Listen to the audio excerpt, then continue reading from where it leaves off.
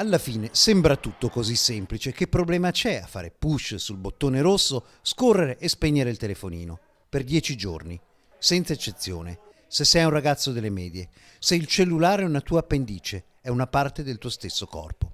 Beh, infatti non è semplice, ma è una sfida per gli studenti del comune di Vigonza, il ritorno dell'iniziativa a viva voce, che premierà con una gita tutti quegli studenti che reggeranno 10 giorni senza smartphone. 3 aziende locali pagheranno i costi e i ragazzi che vorranno partecipare, tra i 150 e i 200, consegneranno il proprio device al comune che lo custodirà, sperando che nessuno bari e che non abbiano il muletto, naturalmente. È una rinuncia molto grande per i nostri ragazzi, perché consideriamo che loro davvero con il cellulare fanno di tutto e di più, dal chattare per WhatsApp prioritariamente con gli amici, quindi compiti e quant'altro, ma soprattutto giocano tantissimo, quindi per loro è una forte rinuncia. E lo scorso anno appunto hanno rinunciato un po' di più rispetto ai 10 giorni canonici, e molti, erano arrivati messaggi alla scuola, c'era proprio allarme tra i ragazzi: oddio, come faccio senza il cellulare? Quindi sì, è una grande rinuncia davvero. Sono l'affermazione di due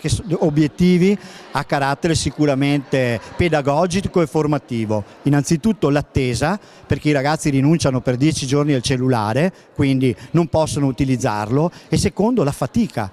Elementi questi che nel nostro tessuto quotidiano probabilmente si sono un po' smarriti e che invece fortificano sicuramente quello che è la formazione dei nostri ragazzi, rendendoli responsabili e soprattutto essendo responsabili e consapevoli della loro formazione.